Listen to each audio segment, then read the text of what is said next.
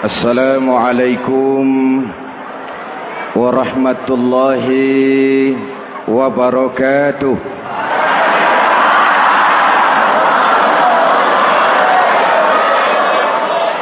Alhamdulillahi rabbil alamin. Wassalatu wassalamu ala ashrafil mursalin Sayyidina wa maulana Muhammadin wa ala alihi wa sahbihi ajmain, amma ba'du. Para ulama yang saya muliakan, hadirin hadirat ma'asyiral muslimin yang saya cintai, banyak kita alami perubahan-perubahan yang terjadi, baik perubahan yang menyangkut sosial budaya, lebih-lebih yang menyangkut sosial politik. Yang tidak banyak mengalami perubahan adalah sosial ekonomi. Bahkan angka kemiskinan kita naik menjadi 3/5 dari total penduduk kita hidup di bawah garis kemiskinan, dan 20% diantaranya miskin mutlak. Perubahan-perubahan yang terjadi menyadarkan kita kepada kebenaran Al-Quran ketika Allah menyatakan wa tilkal ayyamu nudawiluha bainan nas. Hari itu kami putar di antara manusia. Ada saat datang, ada waktu pergi. Ada hari lahir, ada saat kembali, ada waktu dilantik, ada saat menyerahkan jabatan. Hari kami putar di antara manusia dan hidup cuma sekadar menunggu giliran. Soalnya kemudian di tengah perubahan-perubahan yang terjadi begitu cepat, what must we do now?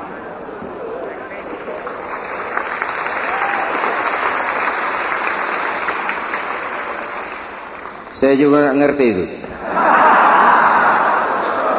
Yang penting kan penampilan. Saudara-saudara kaum muslimin di seluruh tanah air, jadi pemimpin adalah pelayan bagi orang yang dipimpinnya. Okelah, perbaikan ekonomi, pembukaan lapangan kerja baru kita serahkan kepada pemerintah, karena kita percaya mereka orang-orang terpilih belaka yang dipilih dengan kepercayaan akan mampu membawa rakyat keluar dari kesulitan. Amin. Tugas kita sekarang di zaman susah meluruskan akidah. Jangan sampai mbah dukun yang naik ke permukaan. Betul? Islam misinya yang pertama membebaskan manusia dari kemusyrikan. 13 tahun Rasul berjuang di Makkah, menanamkan akidah, meluruskan keyakinan, membentuk iman. 13 tahun membebaskan manusia dari belenggu kemusyrikan. 13 tahun menanamkan la ilaha illallah Muhammadur Rasul dengan seluruh konsekuensinya. Kalau saya yakin tidak ada Tuhan selain Allah, saya tidak akan minta tolong kecuali hanya kepada Allah. Saya tidak akan pernah takut kecuali hanya kepada Allah. Saya tidak akan menggantungkan hidup kecuali hanya kepada Allah. Saya tidak akan minta rizki kecuali hanya kepada Allah. Saya tidak akan melarikan persoalan kecuali hanya kepada Allah. Kalau konsekuen dengan keyakinan ini, mbah dukun nggak dapat tempat.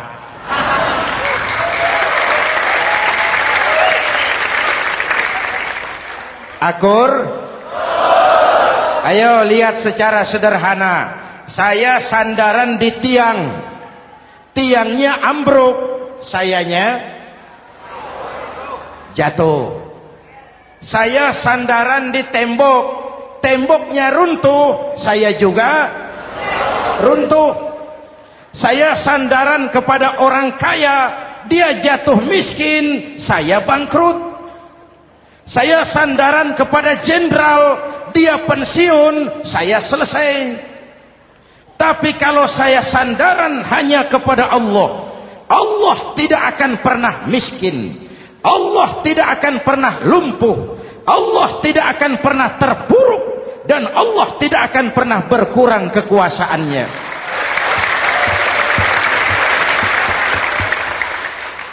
Maka umat Islam, sesulit apapun zaman yang kita hadapi, Allah juga tempat kita bersandar. Jelas? Selama ini kita iman dalam ucapan, tapi sekuler dalam perbuatan. Di masjid ada Allah, di kantor Allah tidak ada, maka korupsi merajalela.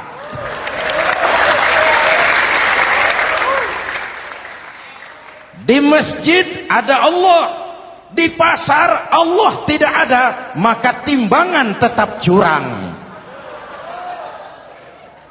Kita iman dalam ucapan, tapi sekuler dalam perbuatan.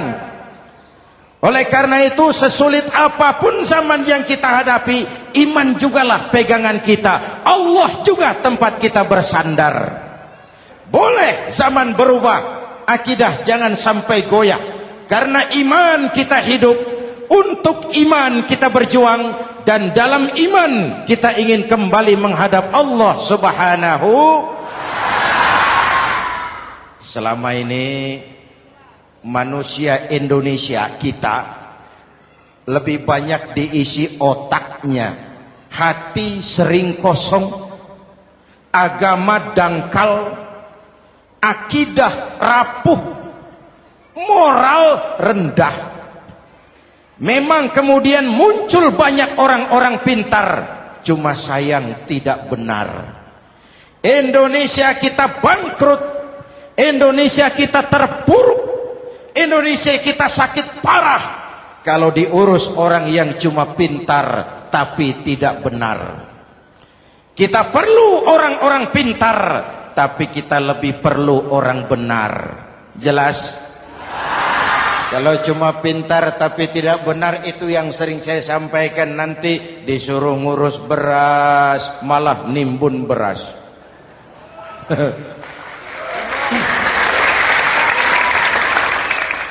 Disuruh ngurus laut malah jadi bajak laut. Disuruh ngurus hutan rame-rame jadi orang hutan. Jutaan hektar hutan Indonesia kita ini merupakan kekayaan sumber daya alam kita yang harus digunakan bagi sebesar-besar kemaslahatan rakyat. Yang disuruh ngurus hukum malah bikin hukum seperti pisau, tajam ke bawah, tumpul ke atas. Jangan heran lalu di masyarakat muncul street justice, pengadilan jalanan, sebagai refleksi dari ketidakpuasan melihat sikap hukum yang sangat berpihak.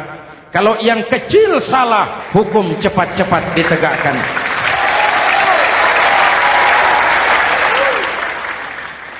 Lihat saja sekarang ini kalau orang terkenal banyak uang punya masalah, antri yang bela. Betul? Tapi saudara lihat si Marsinah di Jawa Timur, si Sengkon dan Karta di Jawa Barat, si Udin Bernas wartawan Jogja, terseok-seok mencari keadilan, sampai hari ini urusannya masih remeng-remeng. Kenapa bisa begitu? Jawabannya sederhana, tidak ada fulus. Ada fulus mulus, tidak ada fulus manfus. Betul? Jangan sampai para penegak hukum kita terjebak pada lagu baru, maju tak gentar membela yang bayar. Biar bertentangan dengan nurani, biar bertentangan dengan public opini, biar bertentangan dengan rasa keadilan. Siapa yang bayar, itulah majikan. Mau benar atau salah, belain terus. Kalau seperti inilah hukum kita, mafioso keadilan akan tetap gentayangan. Hadirin yang saya hormati, 13 tahun beliau berjuang di Mekah, meluruskan keyakinan, memantapkan akidah, meneguhkan iman. Dari situ segalanya dimulai, dan ke situ segalanya akan menuju.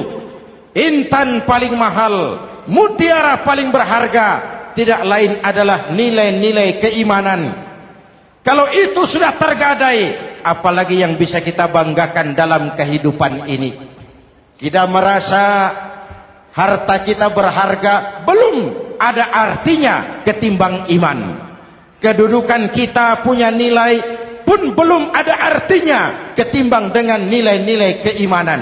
Itu intan paling mahal, itu mutiara paling berharga.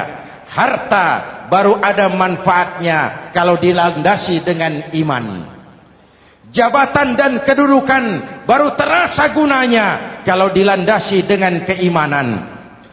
Kalau jabatan lepas dari iman, yang akan lahir Fir'aun baru.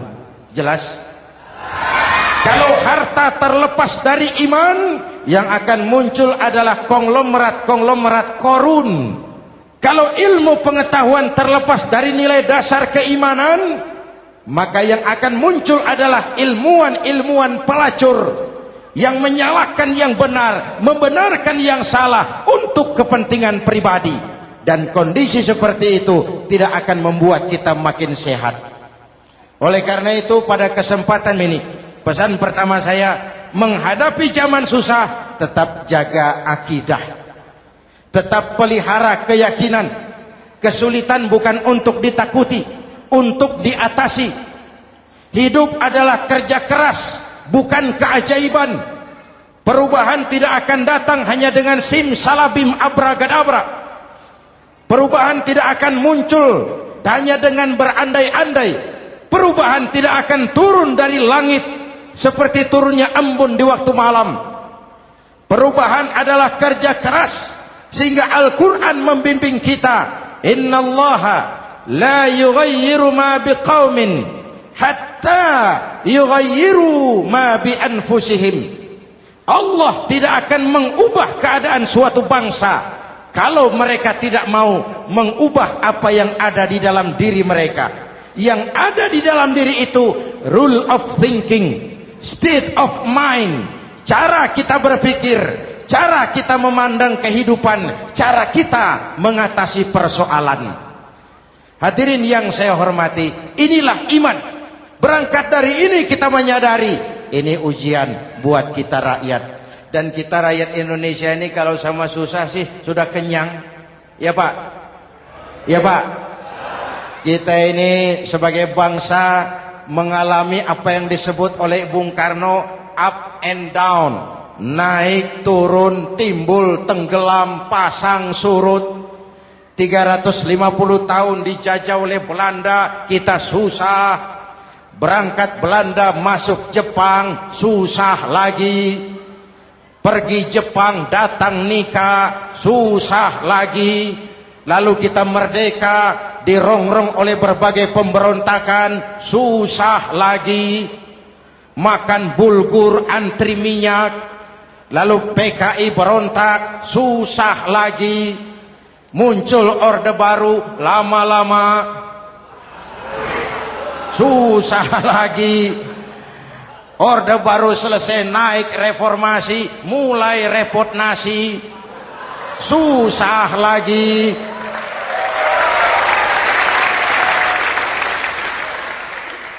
Kalau susah kita ini sudah akrab, sudah intim.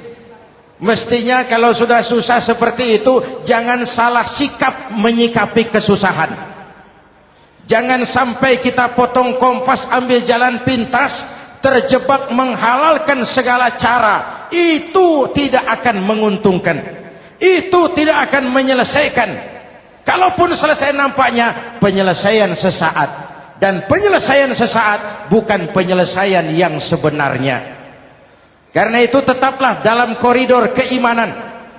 Boleh zaman berubah, akidah jangan sampai goyah.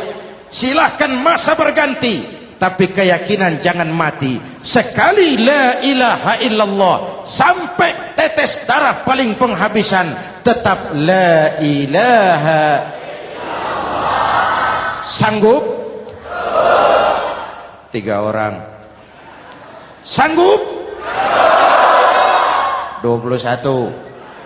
Sanggup? Kalau sanggup kita harus konsekuen.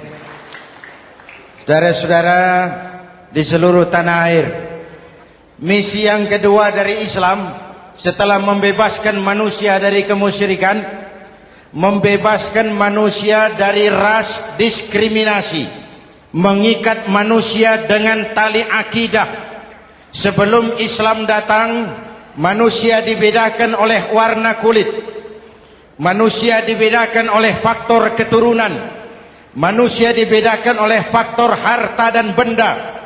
Adalah Rasul yang mengajarkan, innallaha la yanzuru ila suwarikum wala ila amwalikum walakin yanzuru ila qulubikum wa a'malikum. Allah tidak melihat potonganmu, Allah tidak melihat hartamu. Yang Allah lihat itu adalah hatimu dan amal perbuatanmu. Jauh sebelum Amerika teriak-teriak membanggakan apa yang mereka sebut sebagai Declaration of Independence, Nabi sudah mengajarkan kepada kita semua, An-nas kulluhum li Adam wa Adam min turab, la fadla li Arabiyyin ala ujamiyyin illa bittaqwa. Seluruh manusia berasal dari Adam. Adam diciptakan dari tanah. Tidak ada kelebihan Arab dengan yang bukan Arab kecuali takwanya. Jauh sebelum Amerika mencanangkan bahwa semua manusia dilahirkan sama, that all men are created equal. Jauh sebelum itu Islam sudah membebaskan manusia dari ras diskriminasi. Apa dalam konteks kekinian menghadapi zaman susah tetap jaga kerukunan? Ya Pak, ya Bu, oi Bu. Menghadapi zaman susah tetap jaga kerukunan, baik antar umat seagama, antar umat beragama, maupun antar umat beragama dengan pemerintah. Menjaga kerukunan. Jangan saling sikat sikut di antara kita. Sebab kalau sudah rukun, saya ajak berhitung. 1 ditambah 1 sama dengan, itu matematika namanya. Hasilnya pasti. Tapi angka sosial hasilnya aneh. Saya ubah jadi angka sosial. Ayo kita berhitung lagi. 1 orang takut ditambah 1 orang takut sama dengan 2 orang setengah berani. Kenapa setengah berani? Karena sudah berdua. Tadi kan takut sendiri. Kalau sama-sama takut berkumpul jadi setengah berani. Kalau ditambah 1 orang takut lagi, 1 orang takut ditambah 1 orang takut ditambah 1 orang takut sama dengan 3 orang berani. Kenapa jadi berani? Karena sudah bertiga. Kita yang lemah, kita yang marginal, kita yang dikucilkan, bahkan kita yang dilecehkan, kalau mau rukun kita akan kuat dan tidak bakal dipermainkan orang.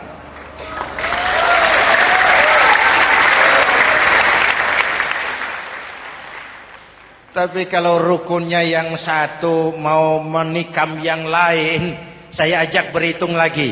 Yuk berhitung yuk.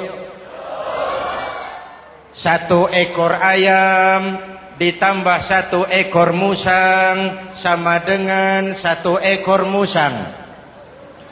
Kemana ayamnya? Dimakan musang. Betul nggak nih hitungan? Ayo kita hitung lagi. 1 ekor ayam ditambah 1 ekor musang sama dengan 1 ekor musang. Kemana ayamnya? Dimakan musang. Jadi kalau kita suka kumpul dengan orang yang mau makan kita, selesailah kita.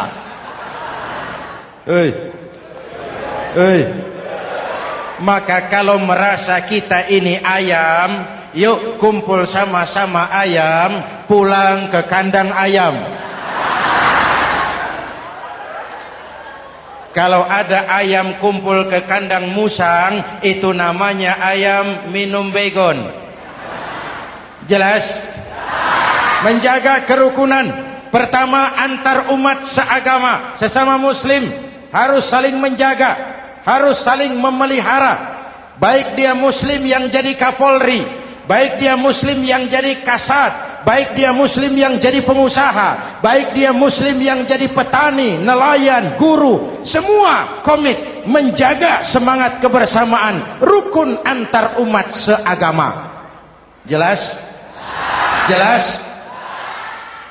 Hadirin yang saya hormati, atas dasar itu saya ingatkan kembali, kita semua ingin persoalan terorisme dilepaskan kaitannya dari agama manapun. Tidak ada kaitannya terorisme dengan Islam, dengan Kristen, dengan Hindu, dengan Buddha. Tidak ada kaitannya terorisme dengan pondok pesantren.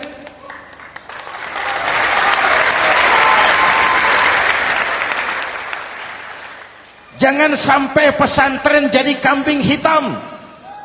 Karena sejak zaman penjajahan, pesantren sudah terbukti memberikan kontribusi bagi perjuangan memerdekakan rakyat Indonesia. Rukun antar umat seagama. Yang kedua, rukun antar umat beragama. Islam ini rahmatan lil. Jangankan manusia walaupun berbeda agama, binatang saja dihormati. Ada hadis, fa iza zabahtum fa ahsinuz zibhata. Kalau kamu menyembelih hewan, sembelihlah dengan cara yang terbaik. Jangan menyembelih ayam dengan pisau tumpul.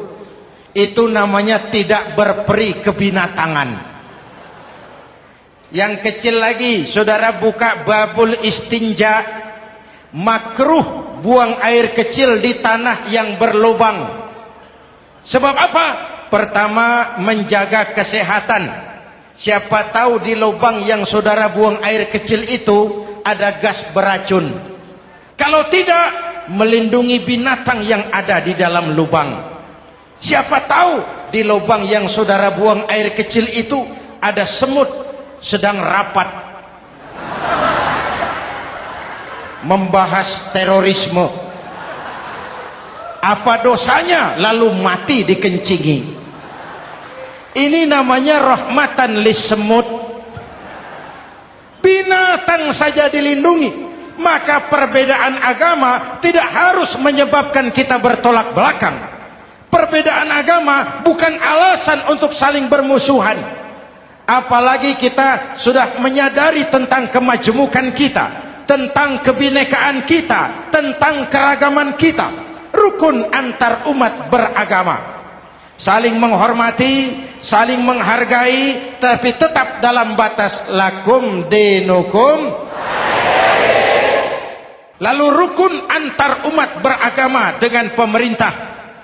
Hadirin yang saya hormati, yang benar kita dukung, yang salah kita perbaiki dan kita tegur menurut cara-cara yang diajarkan oleh agama kita. Dan sholat berjamaah, pendidikan bernegara yang paling bagus. Tadi kita sholat ada imam, ada makmum, betul? Makmum wajib ikut imam kalau imam benar sholatnya. Rakyat wajib ikut pemimpin kalau pemimpin benar mimpinnya. Masyarakat Islam ini loyal. Masyarakat Islam ini bukan pemberontak. Masyarakat Islam ini taat dan setia. Kapan? Kalau imamnya benar. Imam takbir, makmum. Imam ruku, makmum. Imam i'tidal, makmum. I'tidal. Imam sujud, makmum. Tapi kalau imam keliru, mestinya imam ruku malah sujud. Salah imam ini. Tegur. Siapa yang wajib negur? Makmum yang saf terdepan. Anggota DPR.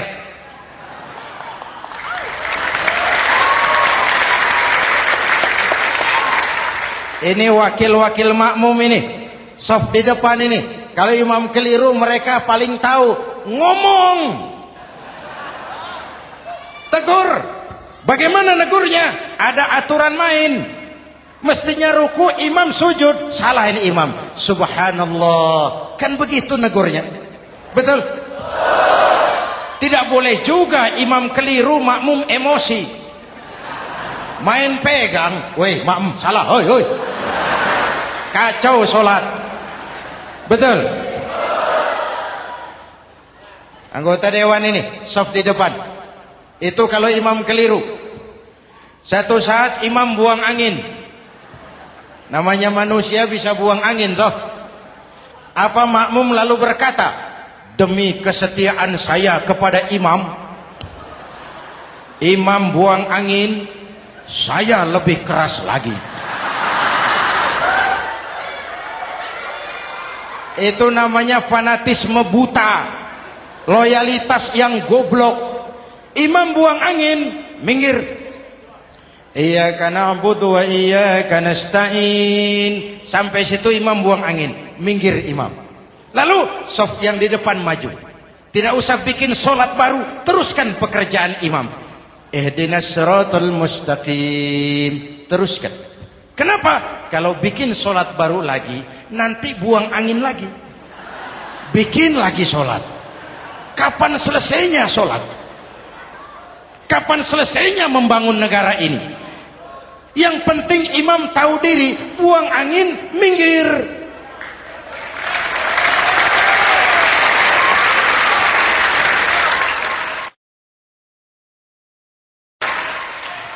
Ini kacaunya solat berjamaah kita sekarang. Kacaunya negeri kita sekarang. Banyak imam sudah buang angin, gengsi. Diam aja merasa nggak punya salah. Dikasih tahu sama makmum, imam tadi buang angin ya, malah jawab sedikit. Apa kalau sedikit lalu tidak batal solat itu? Mekanisme kehidupan sosial yang diatur lewat tuntunan solat berjamaah. Sehingga Nabi berpesan, kun imaman muta'an au ma'muman muti'an fala takun thalisan jazu'a. Kalau jadi pemimpin, jadilah pemimpin yang ditaati. Kalau jadi makmum, jadilah makmum yang mentaati. Jangan jadi golongan ketiga pemecah belah. Di depan tidak jalan, di belakang takut, ditaruh yang di tengah, di depan didorong, yang belakang ditendang. Ini namanya biang kerok. Saudara-saudara, dari uraian singkat ini saya ambil beberapa catatan pokok. Pertama, kalau ada intan paling mahal, kalau ada mutiara paling berharga dalam hidup kita, itu tidak lain adalah karena keyakinan. Hidup jadi indah, hidup jadi berharga, hidup jadi berarti kalau didasari atas sebuah keyakinan. Dan keyakinan itu tidak lain adalah nilai iman kita, akidah kita kepada Allah Subhanahu wa ta'ala. Yang kedua, tetap menjaga kerukunan. Sesulit apapun zaman yang kita hadapi, kita tetap harus menjaga semangat kebersamaan. Kita harus tetap menjadi lem perekat yang menjaga keutuhan, baik sebagai bangsa maupun sebagai umat. Perbedaan adalah wajar, harus dihormati sebagai ciri kehidupan berdemokrasi. Tapi jangan perbedaan menjadi sebab kita bermusuhan, dan jangan perbedaan menyebabkan kita saling berpecah belah. Hormati perbedaan, jangan perbedaan dipandang sebagai permusuhan. Dengan akidah yang kuat dan kebersamaan yang kokoh, ayo kita hadapi kesulitan, kita atasi kesulitan, dan dengan kerja keras untuk menyongsong hari esok yang lebih pasti. Mari kita Fatihah, semoga Allah memelihara kita bangsa Indonesia. Ala hadhihi niyyah wa ila hadratin Nabi. Al-Fatihah.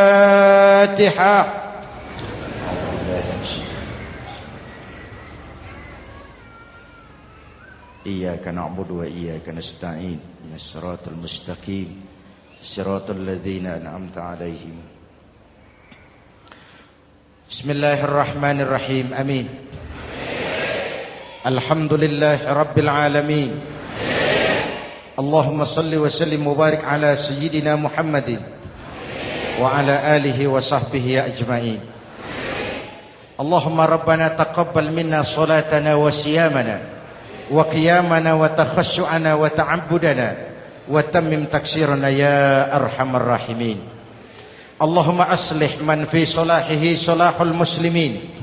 Allahumma ahlik man fi halakihi salahul muslimin. Allahumma rabbana la tu'akhizna in nasina aw akhtana. Rabbana wa la tahmil alaina isran kama hamaltahu ala alladhina min qablina. Rabbana wa la tuhammilna ma la taqata lana bih wa'fu 'anna waghfir lana warhamna anta maulana fansurna 'alal qaumil kafirin. Allahumma ij'alna minas su'ada'il maqbulin wa la taj'alna minal ashqiya'il mardudin. Afdalu ma qultuhu ana wan nabiyyuna min qabli. La ilaha illallah.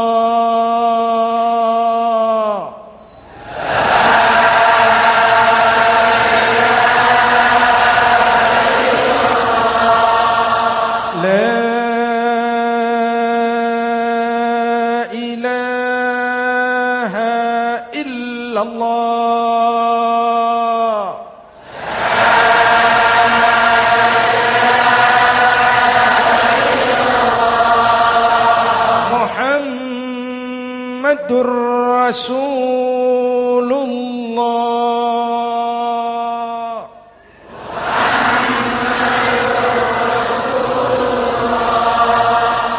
sallallahu alaihi wa alihi wa sallam. Kalimatu haqqin 'alaiha nahya wa 'alaiha namut wa 'alaiha wa biha nub'atsu insyaallah minal aminin minal aminin minal aminin rahmatika ya arhamar rahimin.